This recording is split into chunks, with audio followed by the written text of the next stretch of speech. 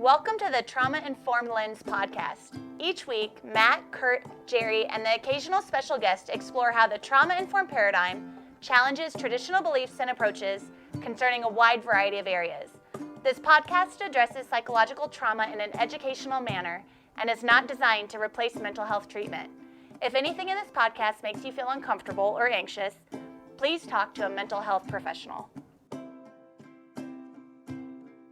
Welcome, friends, to episode 42 of the Trauma-Informed Lens podcast. Today, I'm really excited about our episode. We are going to explore, for the second episode, and probably the second episode of many, Trauma-Sensitive Mindfulness. And we have maybe the world expert on this topic with Dr. David Treleaven here with us today. So we are really excited to explore this topic. Just finished his book, and I can't recommend it high enough to folks who are looking at integrating mindfulness practice into their work from the mental health perspective. And I'm really excited to get David's thoughts on maybe other arenas as well. He does a great job looking at the pitfalls and the benefits of mindfulness. So we got a lot to explore today. So I'm just going to jump right into it with our bright, shiny objects of the week. And I'll go first this week. I was as my wife likes to call it with her second graders, a Debbie Downer last week with my bright, shiny objects. So I've got a couple great ones. This comes out the first week of July. And in the first week of July, it's my mom's birthday. So happy birthday, Mom. My grandmother's birthday, so happy birthday, Grandma, who I'm sure listens to the podcast at age 90, and my dad's birthday as well. And on top of all of that, on July 5th, my wife and I celebrate our 10-year anniversary, and we will be doing so in Belize. So I just want to say to my wife, Sarah, thanks for putting up with me for over a decade now. Somehow she manages that, and just so lucky. We talk a lot about secure bases in childhood, and to kind of marry someone who gives you that ability to go explore the world and always is there to love you when you come home from your crazy trips around the country. I'm a very fortunate man. So happy anniversary, Sarah, and maybe we'll listen to this on the beach in Belize. So Jerry, what about you? What's your bright, shiny object for the week? You know, first of all, I can't believe it's 10 years already, Matt. I know. Right? To kind of looking at it. I've been spending some time over the last couple of weeks looking at the concept for reflective practice. As I go in and do training and consultation, people are really on very automatic ways of responding and not really thinking deeply about what are they doing and why they're doing it. And so I think today's kind of episode is going to kind of help us a little bit. But, you know, as clinicians, really taking time to be reflective of your practice and to begin to understand our tool is ourselves.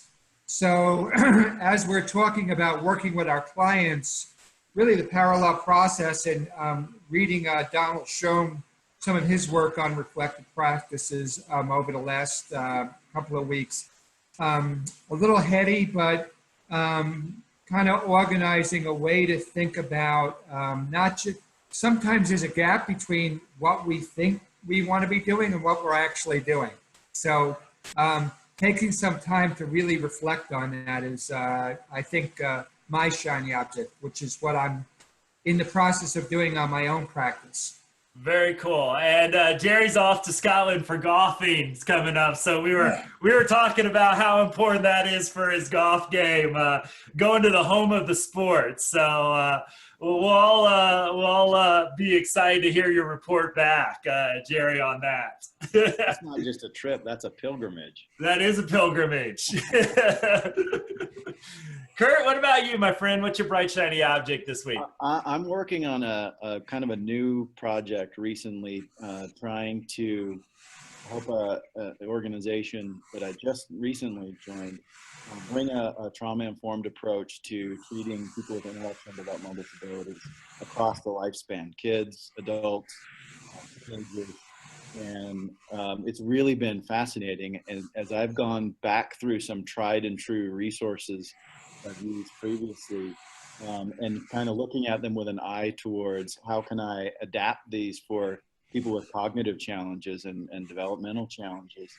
And that's exciting. I'm having a blast doing it. In the course of doing that, I came across a podcast episode of Stephen Porges describing polyvagal theory, and I loved it. I mean, it was wonderful. It's on Bulletproof Radio. We can put a link to it on the show notes. Yeah, it was say great. that to me. I mean, it was great. It was just so fun to listen to him talk, and he can explain it. I mean, he kind of birthed it. So, I mean, the way that he can talk about it is just, he's so facile with the way that he can explain a very, very challenging and complex topic. He does it really well. So if you haven't heard of polyvagal theory and have heard it and want to hear about it again, it's a great episode. Excellent. And I can't believe we haven't talked about that subject yet. I'm still trying to put my mind around fully the book. I seem to get through a chapter every year of that book because it's pretty complex stuff, but really a groundbreaking at the same time. It's always so fun to take a symptom that we think that we understand and look at it from another perspective. Yeah. And be able to integrate that into our understanding is so exciting and so fun. I always enjoy that kind of process. So I was driving while I was listening to it, and I was enjoying it the whole time. It was great. Very cool. I bet you were. Dr. Treleaven, I'd love to get your, introduce yourself in a little bit more detail for our audience, a little bit about who you are and your background, and something you might be thinking about after reading your book and seeing all the references that we talk about all the time. I'm sure you're like us and sort of get obsessed about things on a weekly, if not daily basis as well. So introduce yourself and give us your bright, shiny object of the week as well. Cool. Yeah. Thanks, Matt. Happy to. And Jerry and Curt, it's nice to meet you both. And it's kind of wild to get to be with the three of you. I've been watching the podcast a couple times, and to actually be in the same room. It's kind of virtually. Yeah, exactly. It's pretty cool. And my dad is actually in Scotland right now golfing. Oh, really? Yeah, and he's really excited about it. He's sending us emails home every week. Is he playing St. Andrews? He's not this time around. He didn't get to another course close by there. Are you going to get to? Yes, I'm playing St. Andrews and Kingsbar. Oh, so, cool. Both really nice. So yeah, I've been waiting a while to get on St. Andrews. Oh, please send us pictures. That's great. Videos, Jerry. Videos. Videos. Scary. I'm happy to intro myself. So I'm today I'm here in Berkeley, California, which is where I live. Originally from Toronto, where I grew up, and it seems that America is now at war with Canada on some level. They've picked a fight with Trudeau. So I'm hoping that I can stay here in the country. We'll wait and see how it's going to go. Know. Yeah. Been down here for 10 years, did basically have always been interested in the intersection of trauma and meditation. Just those two is just a fascinating, and really psychology and contemplative practice. Came down here and ended up doing some doctoral research around trauma and meditation. And someone was nice enough to bring an old camera recorder to the dissertation defense. It's terrible quality, but they videotaped it, and it went, somewhat viral, which I put in air quotes because, like as much as a dissertation on trauma and meditation could go viral.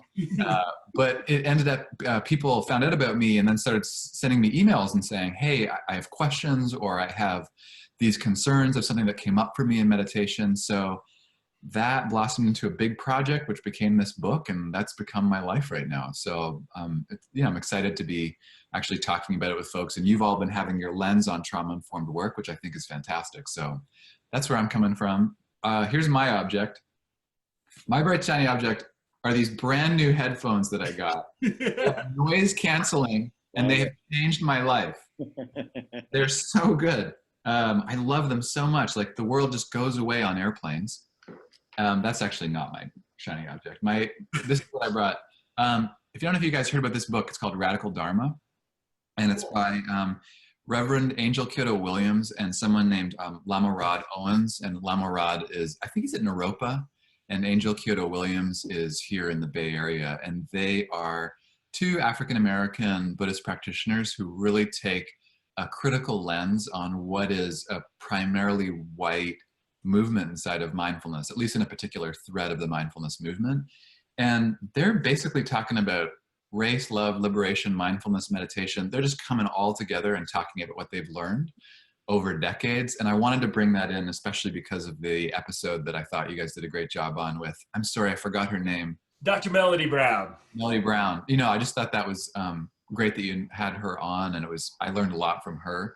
And I learned a lot from these folks. They're really talking about a critical piece on like, well, what is meditation going to look like in this country in the coming years? And so that's my shiny object and what I wanted to bring. Very cool. We'll put a link to that too on the show notes. So I'm fascinated as I like to say, I harvest great books. And when I say that, it means I pigeoneer the pages, I scribble all over the place. And I've been definitely doing that for the last couple weeks to your book. And as we've emailed back and forth, really informing my work as well. And I just kind of wondered, you know, as trauma-sensitive mindfulness, and it's something that we've talked about on our podcast before, something so important for so many people's recovery for a lot of reasons. Just kind of introduce us to the topic, sort of your thinking, what brought you to focus so deeply on this critical issue, and to the point of writing a great book on the topic. Yeah, thanks for asking. I'm excited, you know, to hear where we want to steer the conversation, because there's just so many different angles on it. And, you know, Jerry, you talking about coming off of this conference and workshop up north, and what you just shared for your shiny object. I'm excited to hear where we want to go with this. But the basic punchline of the book is that mindfulness-based interventions can be helpful for people who've experienced trauma. Mm-hmm. And it can also be problematic. It can also land people in some hot water. And I'm happy to talk about the different reasons for both, but really that's the punchline. And people are often very surprised by the punchline, because I think most people are expecting to hear primarily about the ways that meditation and mindfulness can actually help with stress and traumatic stress. I mean, it makes sense there's been decades of research that said, well, mindfulness helps with stress. So why wouldn't we be able to just extend that to talking about an extreme form of stress like trauma? And you all know, as it turns out, trauma is more complex than that. And actually it takes a lot of nuance and conversation about, well, how would we do mindfulness interventions in a way that's actually helpful for people that have experienced trauma? So that's what I was focused on in the book, was both to wave the flag of saying, hey, everyone, be aware. This is a powerful technology, medicine, whatever word you want to use. And then here are some suggested modifications as to how to make it trauma-informed. So that was my come from with the book. Yeah, and let's start out with the dangers, for maybe lack of a better word. But you know, that's one of the things that I find challenging as a trainer who can't be a big enough cheerleader for mindfulness on one hand, but also it's like there's such a asterisk, be like you said, kind of that warning sign at the same time. So for our audience who may not be as familiar with this concept, when you've done the research and in your own practical work as well, what are some of the dangers? What are things we should look out for when we're trying to introduce mindfulness with a population that we either know has a trauma history, or we may assume that they're coming in with those experiences? Yeah, that's great. Well, I think the way I've been talking about it is when you ask someone, well, I'm going to back up even further. So for those of you, those listeners who are doing work around trauma, you'll know that post-traumatic stress or experiencing traumatic symptoms often involves traumatic memories, could be flashbacks, intrusive thoughts, but especially sensations. That traumatic sensations or this, gut-wrenching sensations can suddenly flood one's field of consciousness or awareness. And that's, of the people that I worked with in their work around trauma recovery, that was often one of the hardest things, is that at any moment they could be met with just some really painful experiences in their body and mind. When you ask, as a teacher or a mental health professional, asking someone to pay close and sustained attention through meditation practice to their present moment experience can actually end up being dysregulating for someone who's actively experiencing trauma. That's really the main argument. So, for example, if someone tends to experience a feeling of constriction in the chest, that they're not safe, the breath really holds, and that's constantly happening for them, if you were to ask them to sit on a meditation cushion or even in a chair, and for 20 to 30 minutes, focus their attention on the breath, if you're not giving them more tools about how to work with the breath and the sensations of the breath skillfully, there's a good chance that actually attending to the body can be more dysregulating than regulating for people. So, and the other thing I want to say is, I'm definitely not saying in the book that all meditation's bad, or that even this is necessarily very common. But for those of us who are offering basic mindfulness practices and interventions, we just want to have this in our awareness, that it's not going to be a panacea for all people. And that's really what I wanted to focus on, is to challenge that idea that it's just a catch-all solution to everything.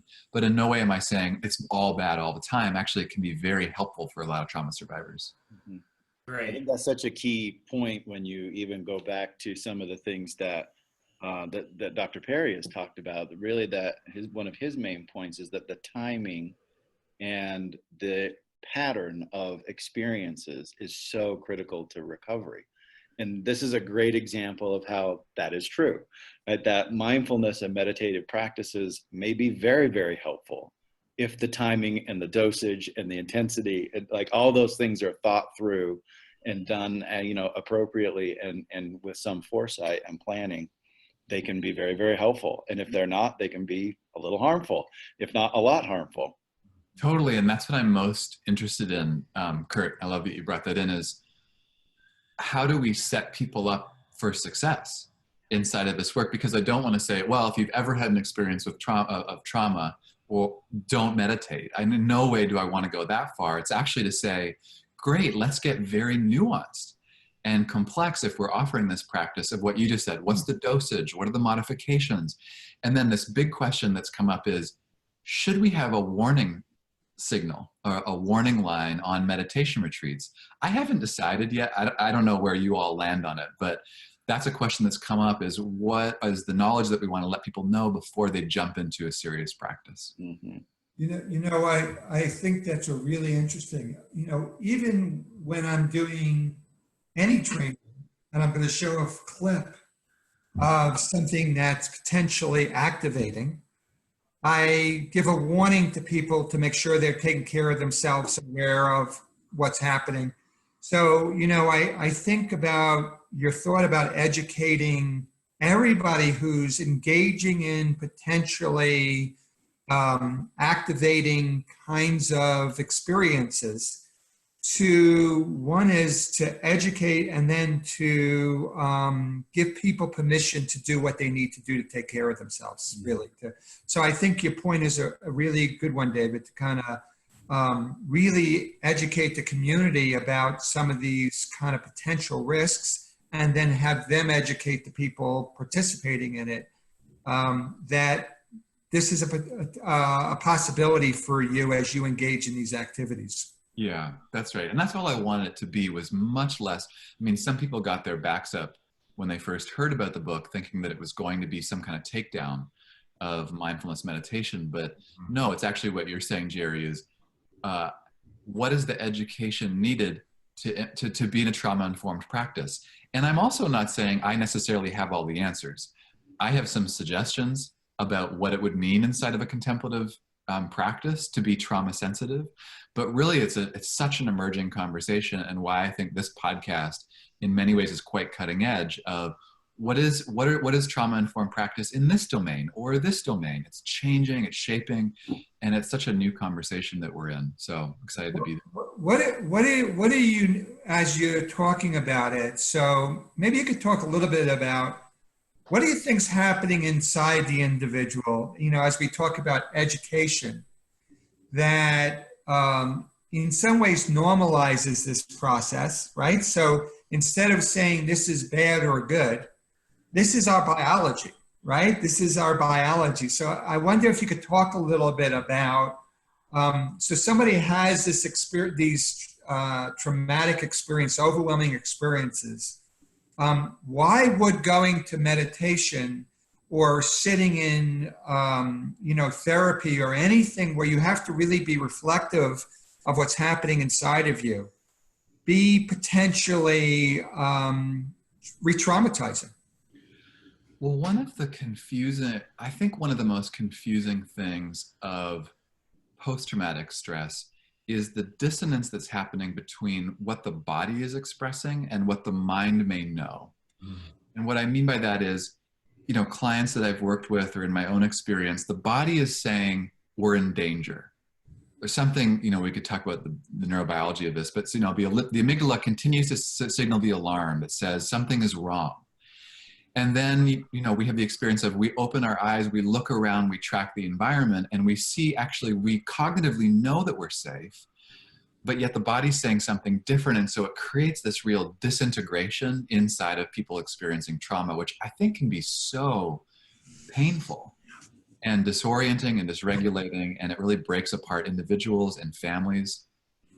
So when, Jerry, you're bringing this in about a meditation environment, imagine these are stories I've heard, imagine being in a meditation setting. You close your eyes, you follow the instructions, suddenly you have this feeling of something's either not okay, a feeling of threat. You open your eyes, you look around, and all you see are the backs of shoulders of people around you. And you know nothing's wrong and that there's a degree of safety there, but the body's saying something different. And even though a person might follow through the basic instructions, it's actually not leading to any kind of unwinding of the trauma. So that's where it can be problematic for people in that environment. And you all know, it's just not the most conducive environment to actually healing the trauma. And one more thing I want to say is where I think this can leave people is feeling ashamed. I think it leaves people feeling really kind of effed up. Yeah. Like I came with the best of intentions to this community. These are these really nice people who seem to know what they're talking about. And I left the retreat I left the day long feeling worse, like I'm broken, and everyone else seems to be doing better and I'm feeling worse. I must be broken. And I think so shame is to me also part of the dialogue here of how do we prevent people from feeling like they're broken. Great. And what I really loved about the book is that, and I kind of want to break this down to the next question that I have to ask, is a lot of times, and I think probably the majority of our readers are folks who aren't necessarily running mindfulness retreats or having that as maybe a traditional part of the work that they do, even though we do have mental health folks. I know we have some yoga therapists that are in. So we have that. And so reading your book kind of I think so much about how the outreach worker or the physician might integrate mindfulness. And it was really interesting to think about it from the context of someone walking in to a retreat. Maybe they were told, one of the things I loved about the book too is their therapist will often, and I've done this too, you should go to a mindfulness retreat or a yoga retreat if you have the resources to do that. For those listeners who may be in those roles of having sort of a yoga teacher or doing some of those, leading those practices, what are just some of the again, read the book would be my suggestion, so you don't have to give that one. You must read the book if you're that person. But just from that general perspective of what are some of the safety things that those folks can do that they may have not thought about before in their normal work? Yeah, that's great. I'm happy to try to. I appreciate you naming the audience and want to tailor it to folks. And I'd say a couple things. I'll get more specific in 40 seconds about here are some suggestions. But the one overarching thing I'd like to say is to challenge the idea that, well, for anyone that is asking people to do a body-based practice, that more is not always better when it comes to trauma. And I think you all know this, but that was a real revelation for me. Like, oh my gosh, I grew up as a therapist where if someone starts crying, you just ask them to go into it more. Or if someone starts feeling something, it's like, go, pay more attention to that. And that's where with trauma, where I think trauma therapy and trauma theory is so fascinating, is it's way more nuanced than that. And that there's a needle to thread. So I think as a general orientation, just know that more isn't more if you're asking someone to pay attention to their experience. And then quite practically, I think what they can do is have that orientation.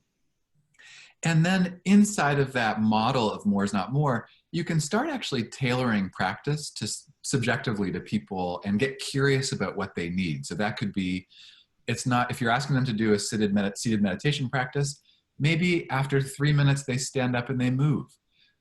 Or maybe they don't use the breath as the actual anchor of attention. Maybe they use sound, or they use the feeling of their feet on the floor.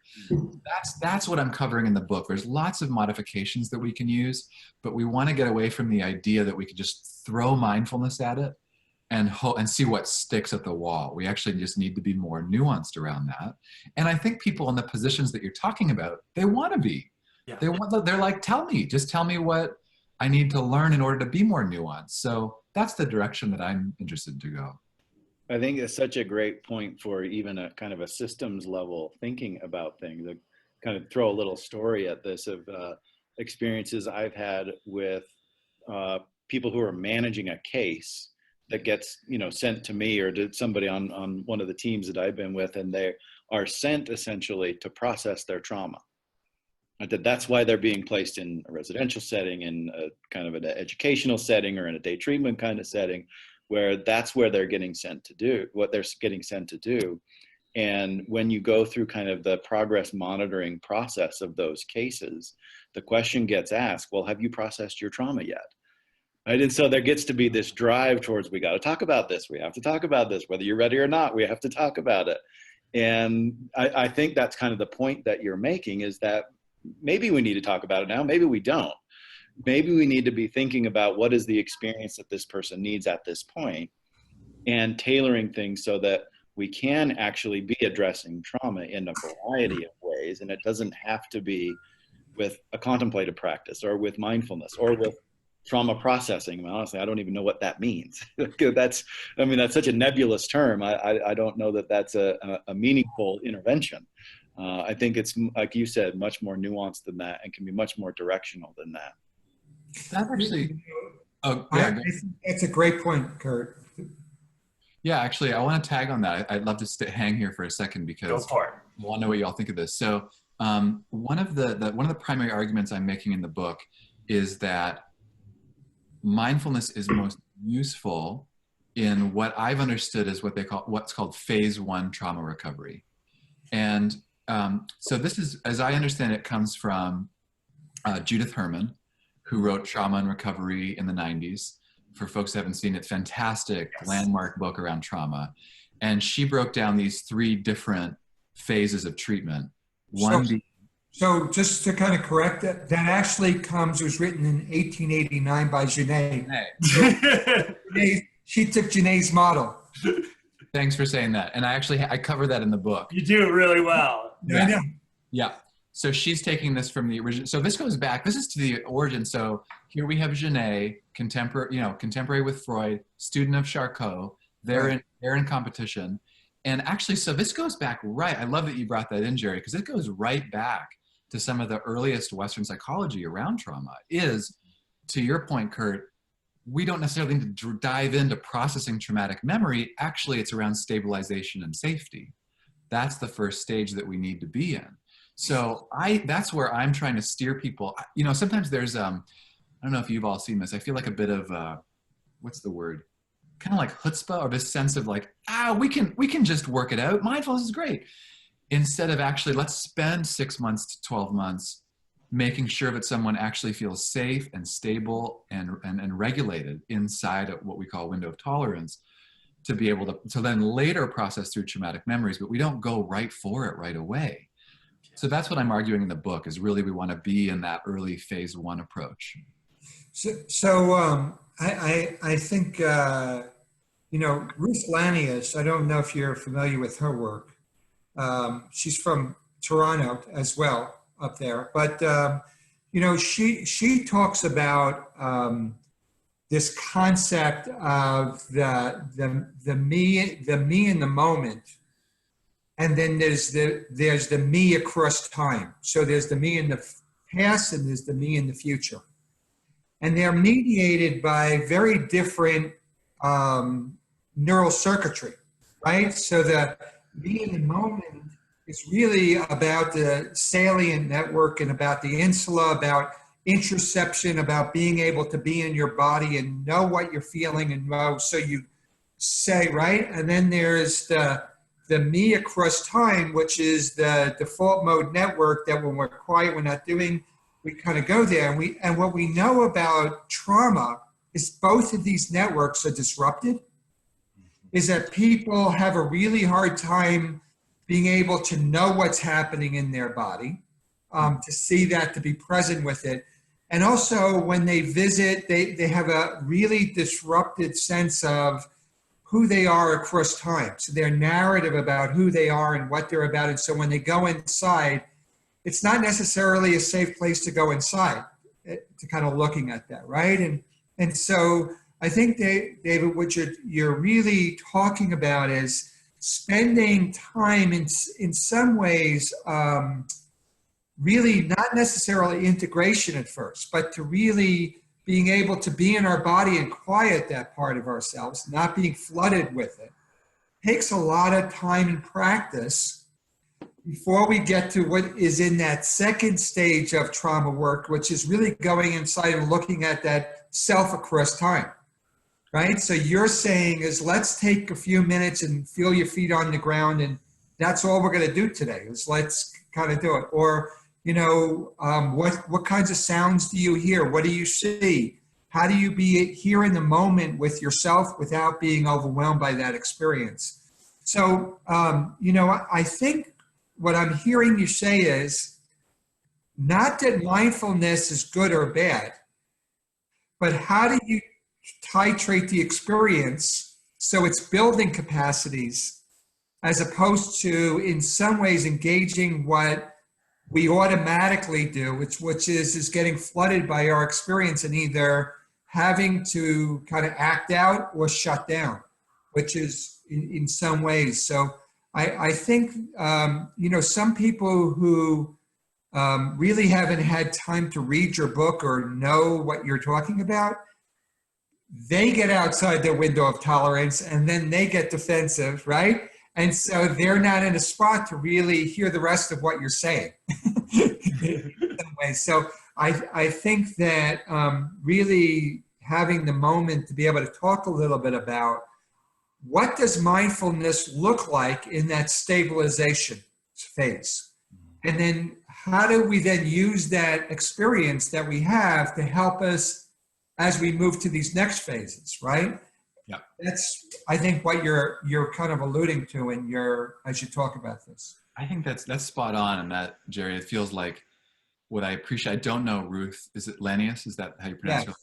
I actually don't know her work as well as you do, but it's cool to hear from a different angle coming at what I think it is a bit of a core argument that I'm trying to make. And I think my question inside of it is, well, what I'm interested in is, how do people actually move towards some of the integration that you're describing? And where's mindfulness help or hinder?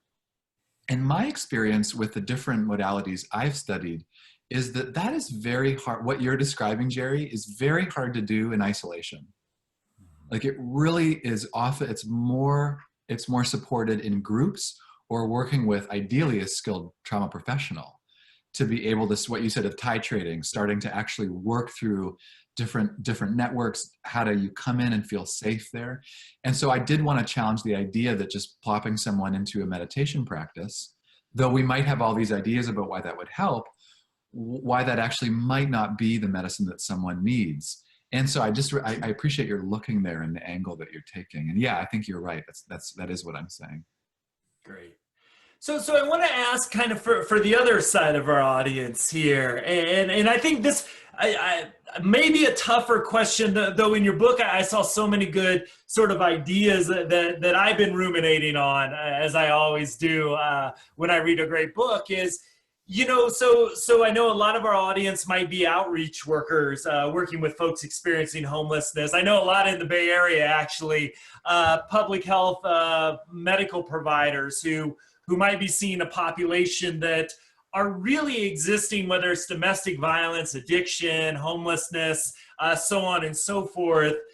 So existing in that constant state of survival, which then becomes sort of their normative experience of the world. And mindfulness seems to have the potential to help people sort of get a break from that and maybe bring some more volition or strategic choice into their lives. And yet, if there's a high-risk population to be re-traumatized from mindfulness practice, it seems like they're just set up to almost be harmed if we're not careful as well. So do you have any advice for folks, and I know this is a big question, we got plenty of time to explore it, who might not be yoga practitioners or mindfulness teachers, but just they see this research like I have and said, oh man, we need some of that.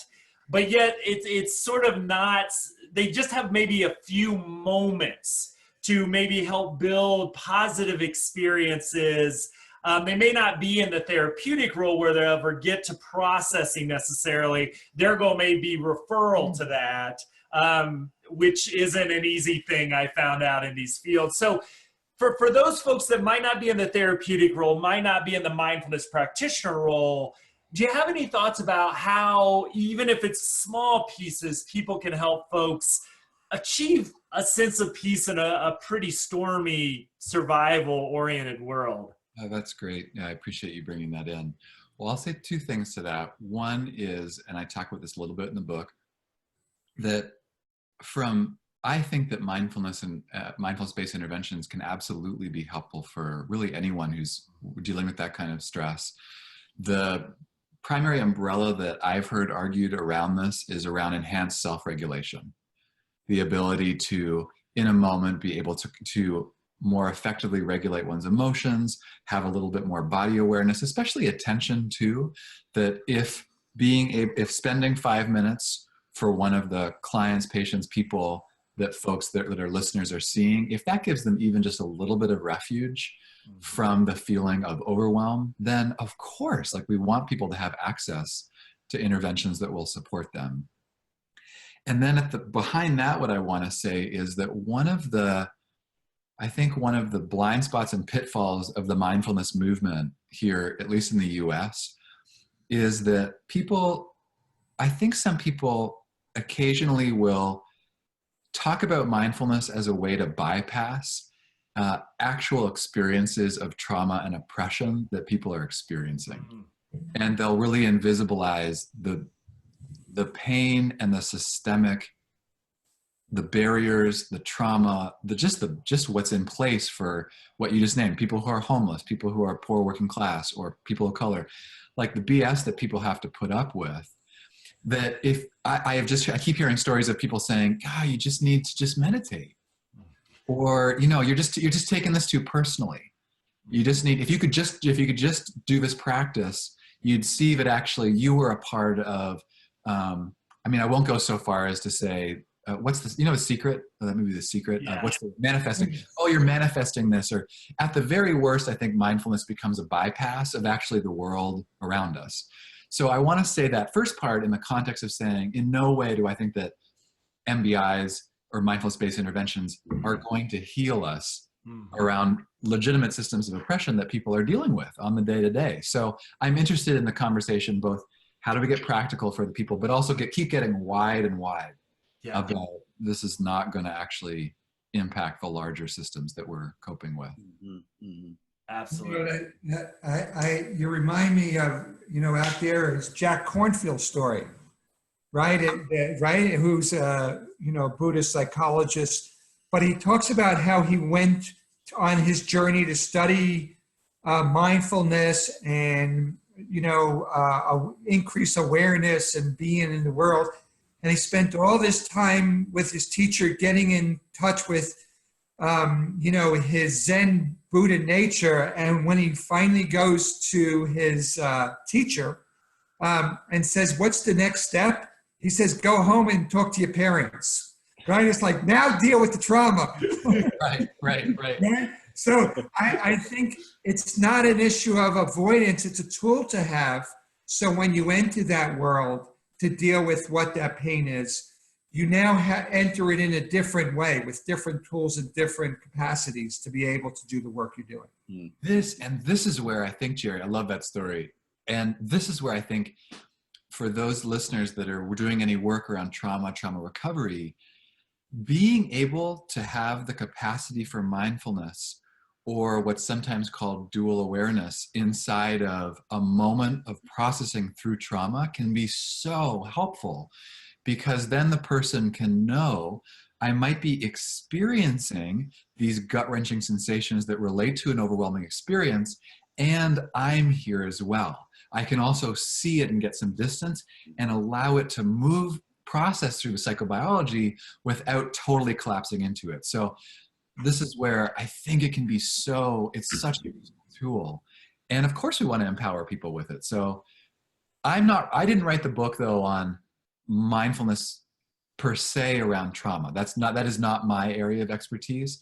And it's still emerging. I wanted to more have the conversation we're having here, kind of big scale, and just start exploring it together in community.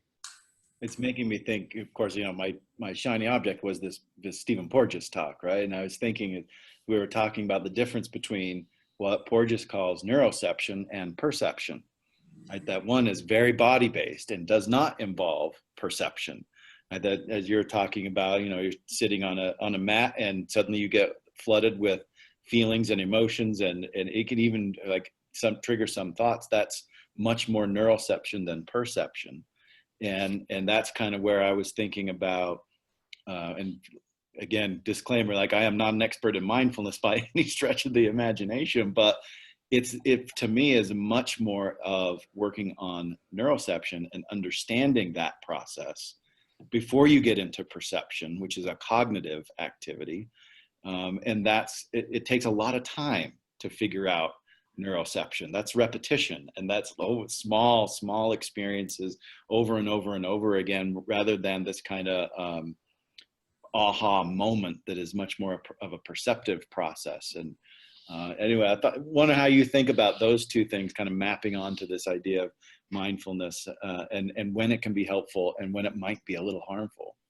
Well, one of my teachers, someone I haven't learned directly from, but more through her literature, is Pat Ogden.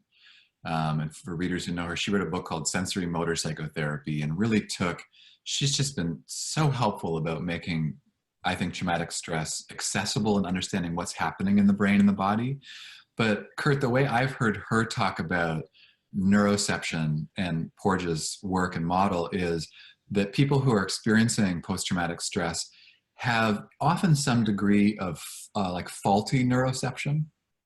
And so by placing someone inside of a contemplative practice, that faulty neuroception of being able to understand what's all happening inside in the moment needs to be worked with quite skillfully. And that necessarily just putting someone into a practice, that doesn't necessarily translate that that's all going to get untangled and worked out. Often we're needing to do that work between neuroception and perception in relationship with someone who's helping us actually is really taking our hand, in my experience, and saying, okay, now what's happening now? Now feel this. Now what's happening now? They're really guiding us and helping us learn to self-regulate.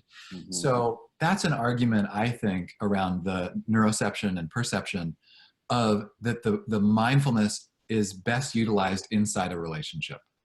And that's where, I don't know, for listeners who are utilizing that, great, we want that. And then I want to flag it. If you just send someone home to do meditation practice for 30 minutes, that might not actually be helpful. They need more contact and support. Mm-hmm. So that's the argument I want to make about actually more of a relational form of mindfulness versus just leaving people to their own devices and seeing if it works or not.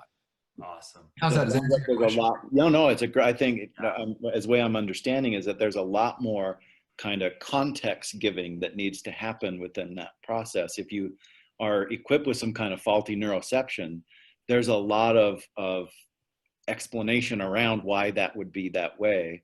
Yeah. With somebody going through it, where if they don't have that kind of context, it may very well be a harmful experience for a person like that. Totally. And I think this is where it pools back to shame. If you haven't given people the infrastructure to understand their experience in that moment, then I think they can land themselves just in a bucket of shame, feeling like, well, I guess I'm broken. Yeah, Absolutely. didn't work for me. I think you're raising a really important issue, because in some sense, you're talking about an interpersonal process, right? And so in order for you to grow and to do it, we need to be in a relationship with this practice to kind of make sure, right? On the other hand, you've also been hurt within the context of a relationship. And so it really becomes challenging for some individuals to engage in this practice. Like I had a client who wanted to talk to me about her trauma, but via email. She wanted to email this, right? And I said, I'm really not that interested in your trauma. I'm interested in being with you when you're feeling overwhelmed. And I can't be with you when you're feeling overwhelmed, right? It isn't your trauma. Whether we ever get to your memories or not, it's what those memories do to your state. And you want to be alone with it to be able to share it with somebody, which is a replication of what you were when you got traumatized, right? And so I think that this process of helping somebody in some ways be focus internally, but do that in a place where they could be safe with another human being is really how we're born into the world, right? Is how do I kind of do it? So I think you make a really good point. The other thing that I think came up is this conflict that we have between wanting to approach trauma and wanting to avoid it. Right? Is I drive down the highway and I have to stop and look at an accident, right? To kind of, what is there about this trauma that's pulling us towards it? And at the same time, we want to avoid it at all costs. We don't want to feel pain and feel discomfort, right? And so how do I give you the capacity to look at it as you talk about it, bring this kid in, and I want them just to go in and look at their trauma, process their trauma. That's this individual who sees this person hurt, who wants to, in some ways, approach it and just get it over with. On the other hand, we also avoid trauma. So we don't want to talk about it, or, we keep people in therapy for 15 years, Woody Allen, so that he keeps doing his therapy and doing, but he never really gets. I think it's more like 50 years at this point. Yeah. Right. So I think these tools that you're talking about allow us to approach this really incredible, painful wound in a way that's respectful, in a way that allows us to, in some ways, create some healing to happen, as opposed to never going near it or just attacking it. So I think you've made some really good points today that, in a way, I think has a lot to do with, how do you trust what's coming up, this neuroception? How do you trust what's coming up is really about what's happening in the here and now, or is this a body memory? Is this something that's happened in the past? That's right. That's great. I want to, on that note, Jay, I'd love to try an argument here with all of you and see how this lands on you. So, Curt, you talked about systems pieces earlier, and you all seems like systems thinkers here. And Jerry, I'm really interested in what you said about the avoidance, both being compelled and avoiding at the same time. And it's one of the things about trauma that just I find so powerful, and I think I'll be in that learning my whole life of what becomes unspeakable and what becomes possible when we really turn towards it. And I end up doing a lot of work here in the Bay and actually in the US around racial justice. It's been a focus for me, and I'm around a lot of organizers around social justice work. And I get curious about what it will take for people in more positions of privilege to actually turn and face trauma, whether that's collective trauma, whether that's the history of slavery in this country, whether that's just the intense trauma that's happening inside of African-American communities. So I want to see what you all think of this. One of the arguments I want to make is, and I didn't make it in the book, is that meditation communities that have been working and that are often quite privileged, not always, they have been in practice for decades now, growing the capacity to turn towards difficulty, to really be with discomfort. And I think one of the arguments right now, given the contemporary climate we're in, is, hey, mindfulness community who's been spending all this time getting good at being uncomfortable, I think part of your work is to turn towards more collective forms of trauma. And that could mean what's happened. Anyway, you can imagine the examples here, whether it's the Me Too movement, Black Lives Matter. That's an argument I want to be making to communities. And I'm wondering what you all think. How does that land with you all? And what do you think that holds water? Well, I have plenty of thoughts on the social justice pieces. I was just going to say, you just got to, like, Matt's over there, like, drooling going I know, I'm going to set a timer here. Okay, all right.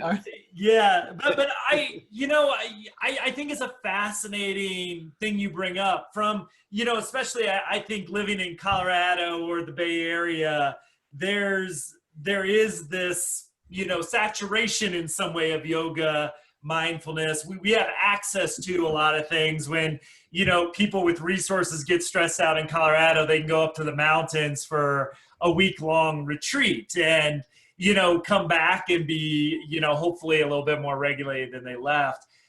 I think that's the practical aspect in a lot of ways to addressing some of these issues.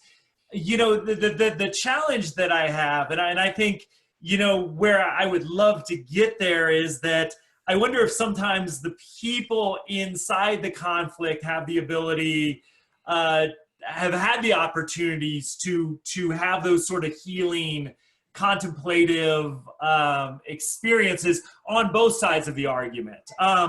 Where I sort of wonder right now, because I've really been paying attention to this issue in our language around what's happening at the border, separating families. And you watching CNN or, the other, even NPR, these other stations that you hear, one of the things you're hearing in popular culture right now is we're traumatizing these children. And I think that our collective work here, writing books, talking, training, is that now people in the mainstream understand there's something wrong with traumatizing people. And so, well, I may not have, my answer is I hope that contemplative community could be leaders in that arena. I sort of wonder if there's a collaborative way when we take those contemplative folks and all the people in the helping, education, public health fields is, can we really take advantage of this moment where now we know we're traumatizing children? That seems to be driving policy. Is there sort of a wellness conversation to have underneath this? Well, what about the kids being born into extreme poverty in our own country? What about kids that go to negative schools, grow up on the south side of Chicago or all the other areas around the country? What about the adults on Skid Row or living in the Tenderloin in San Francisco or downtown Oakland? So I think that there's a really, hopefully that the contemplative community can come together with the helping community, and we start to get a massive numbers where we can educate and continue our push on this. Because to hear that we're traumatizing children and that's why we should change policy is where I've been hoping we'd be now for the 15 years since Jerry introduced me to the ACE study. So Yeah. my hope is that could be, but I'd love to hear other people's thoughts too. I'll shut up so I don't go on for another half hour on this. I think it's a great question.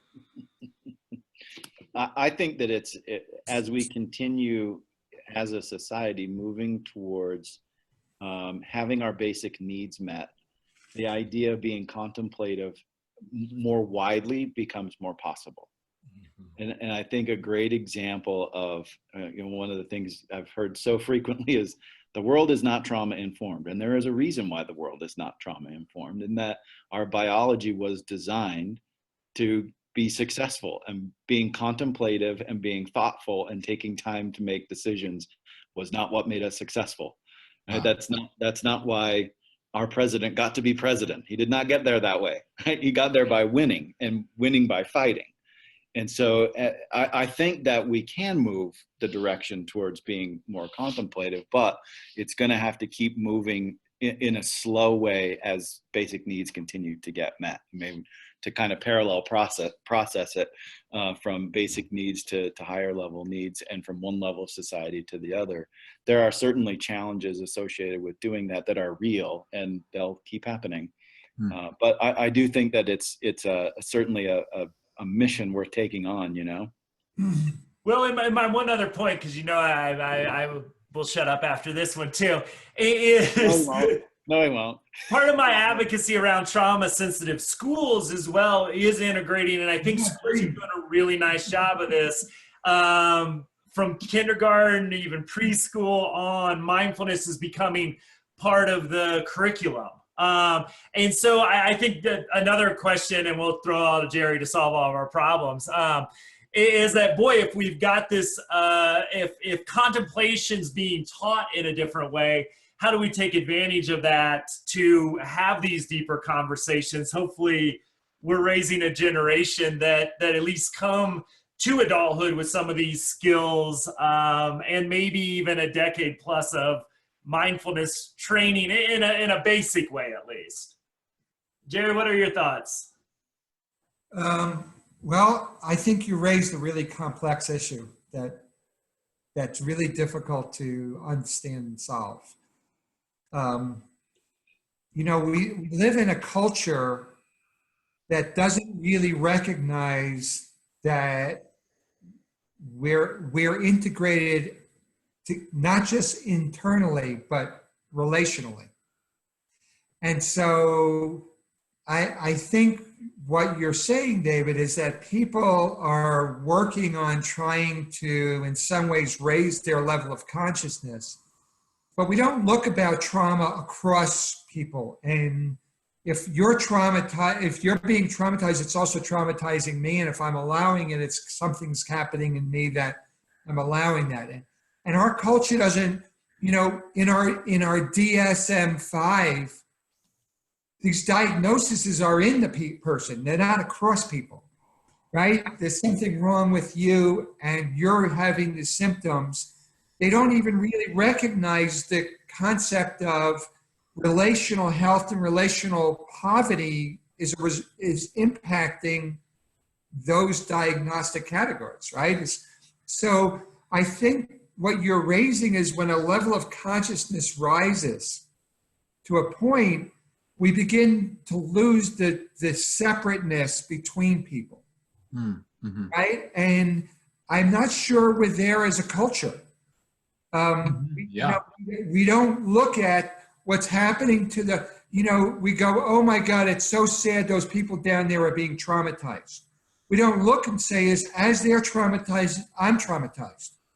As they're hurt, I'm hurt. As you're, right? We don't think in our culture in those kinds of integrated ways. So I think as you raise these questions about why do we have these people raising the level of awareness but not really recognizing that it's not necessarily in most people in the West way they see the world.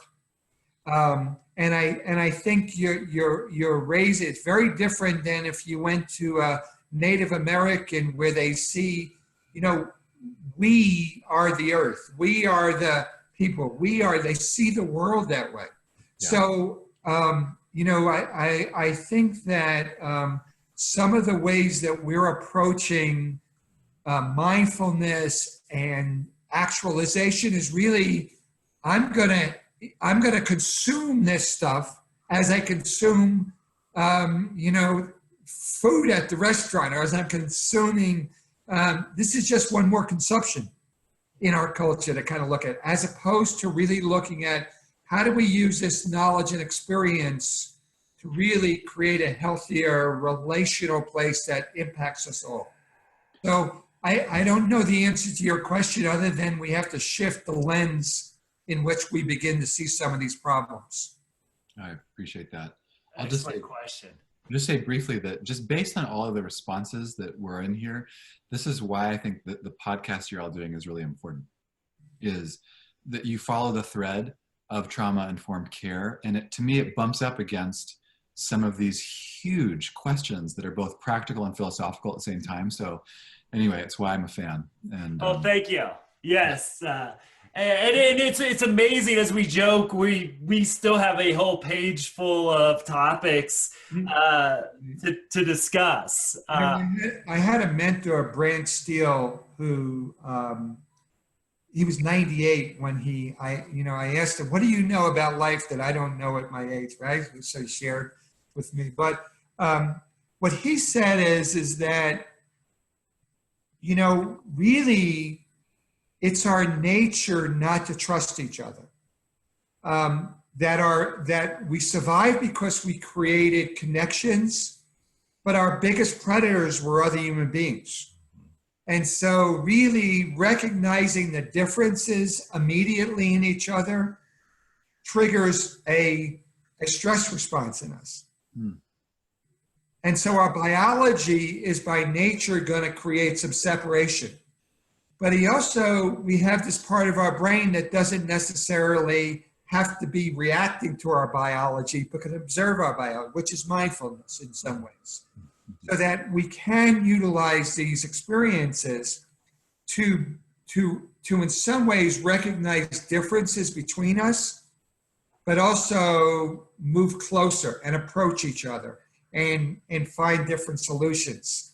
So I think in looking at mindfulness is, I think, David, what you're really saying is how can we use some of that to approach our traumatic history, is that as a species, we've only known trauma. We lived in harsh environments where we were under threats, where we could be eaten, we were slow, we were weak, and we huddled together in clans as a way of surviving.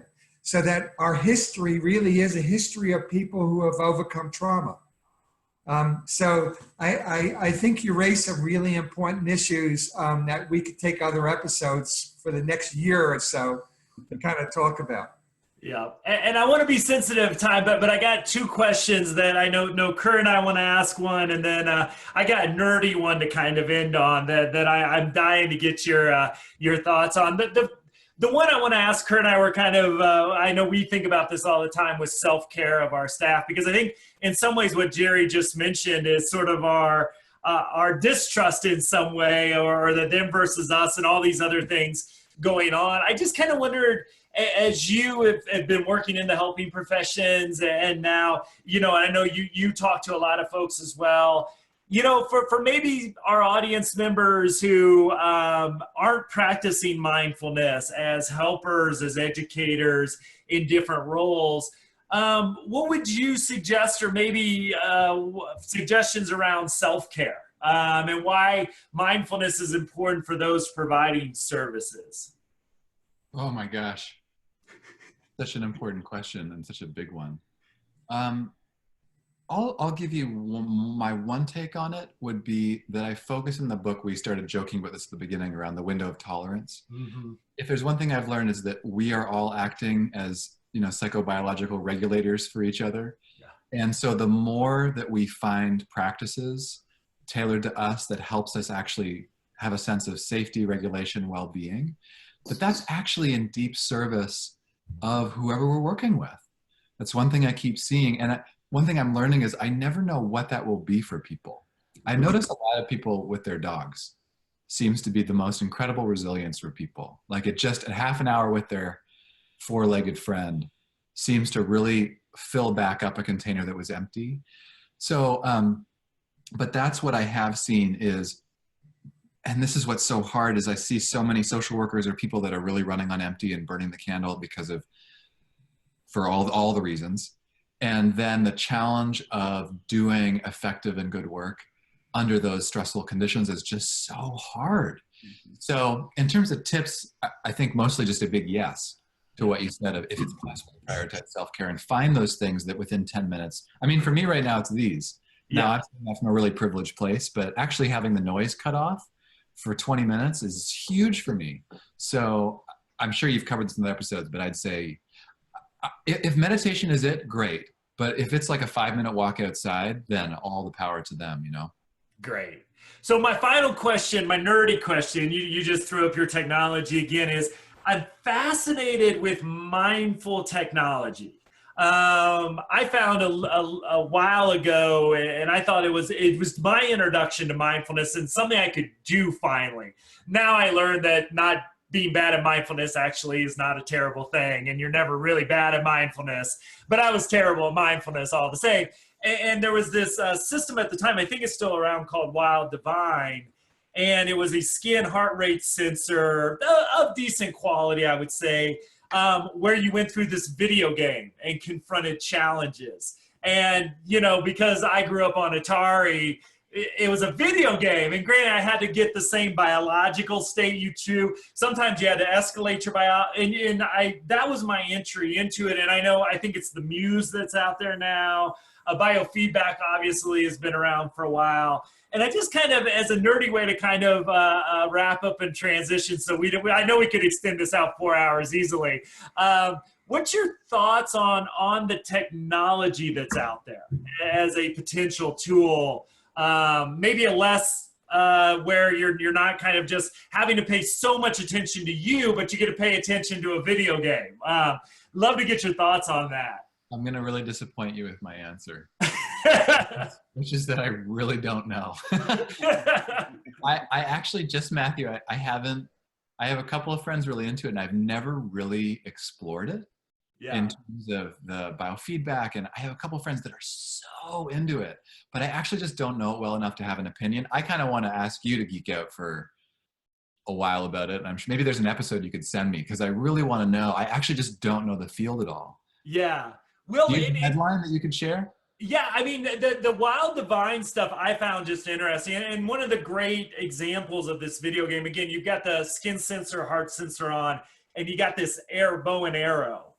And sometimes you have to kind of depress your state. Sometimes you have to elevate it. With the bow and arrow, you've got to get it right in the middle. Amazing. Yeah, and so there's all these different, again, and you're getting the feedback, but your focus is on a task, yet your internal state is being regulated and you're feeling different things to accomplish these tasks. So I'm just kind of thinking for someone, again, and those I work with, especially like homelessness, addiction, all these other things come from such a history, and sometimes their trauma is occurring in the moment of, boy, if we could, just give them a half hour to even just play around with these games where, again, it's not necessarily a contemplative piece because their biology might not be ready for that. The shame thing, I love how you talk about that, can just come crashing in.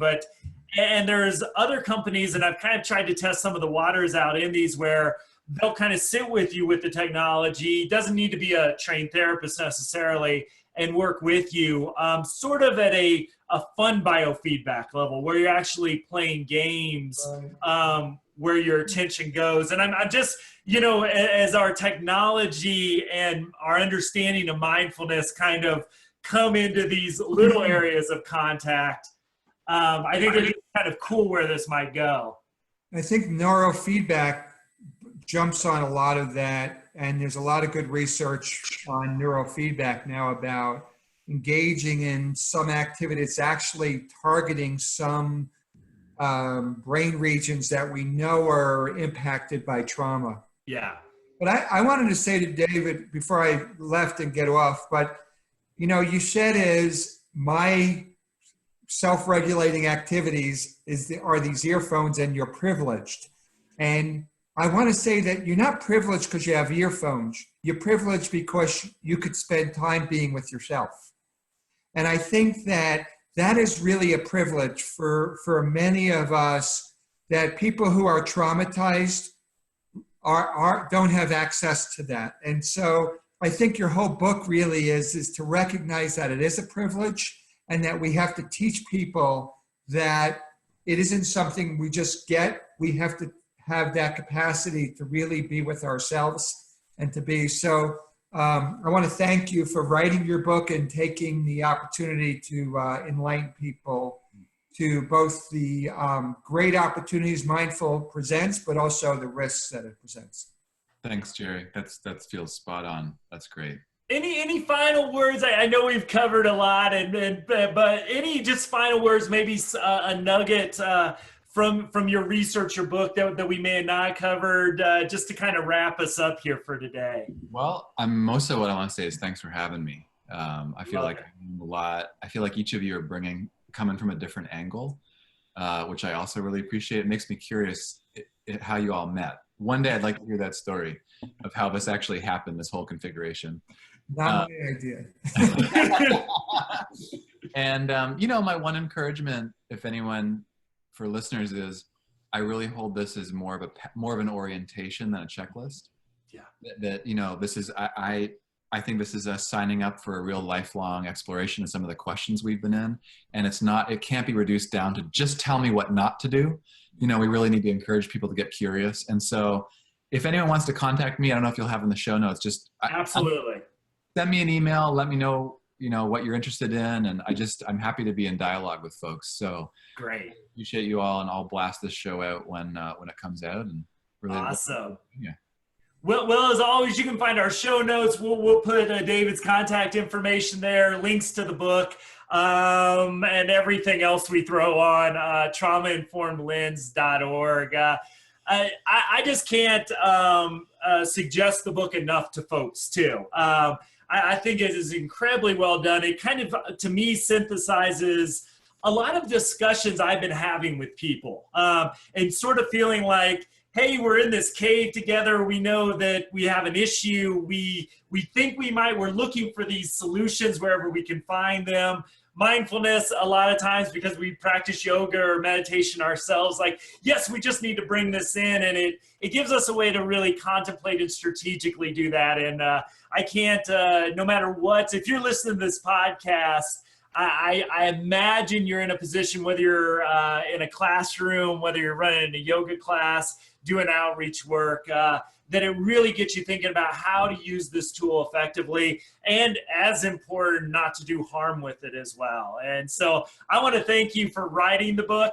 It's been a huge resource for me. If you like our podcast, I know a lot of David's references are books we talk about all the time. So I want to thank our listeners again. I want to wish Jerry good luck in the bunkers of Scotland. And those grasses, I don't know fairway, I don't know golf at all, but I don't know. May your ball fly well, or whatever you say for golfing. So good luck, Jerry.